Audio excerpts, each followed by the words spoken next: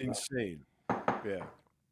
By the way, Romano, you took some heat in the comments for the natural bodybuilding take, how there's no natural bodybuilders.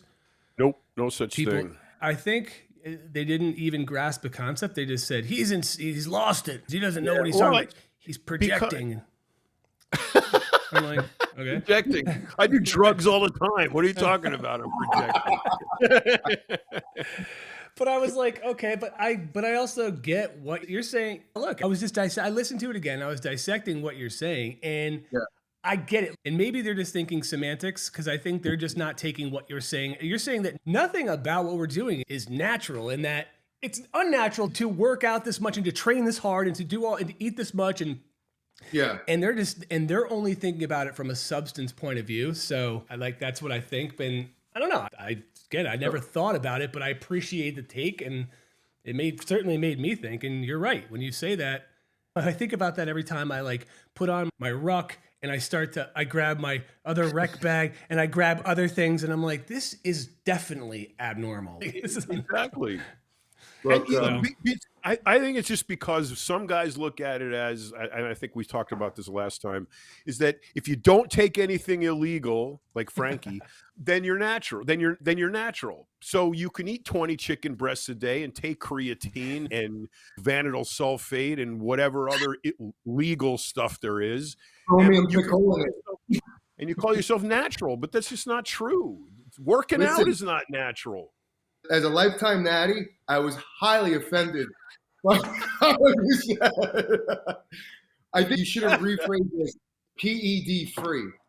Okay, and then you have to qualify that, because aspirin is a PED. So you got to. Most people consider what I'm doing legal. If it's legal, then I'm natural, and that is just false. What if you're from a different country? Good point.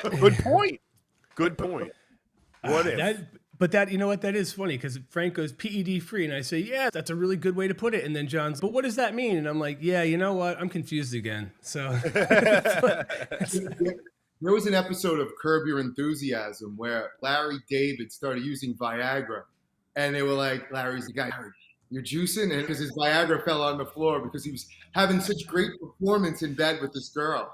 I guess it's up to the specific person, because what if you're on SARMs, but is that considered a PED? Or if you're on peptides, or if you're on him buying 5.4 milligrams pharmaceutical grade, are you still, or clenbuterol, are you still PED free? Exactly. So there's got to be a line to draw somewhere. And unfortunately, in this case, there's nowhere to draw it.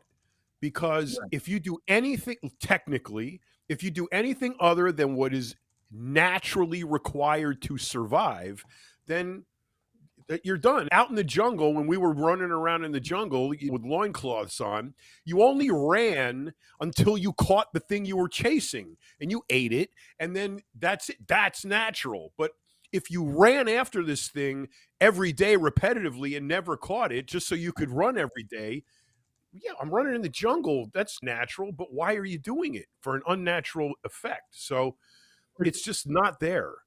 The gamer who sits there for 17 hours and downs 10,000 all the caffeine drinks, is that natural? Or isn't that a competitive edge?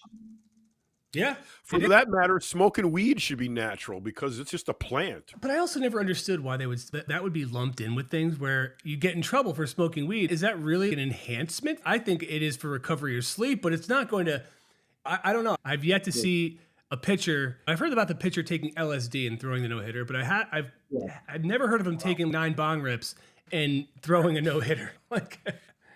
But you can take 2 bong rips and go to the gym and get an incredibly intense small body part workout. I'm all for that.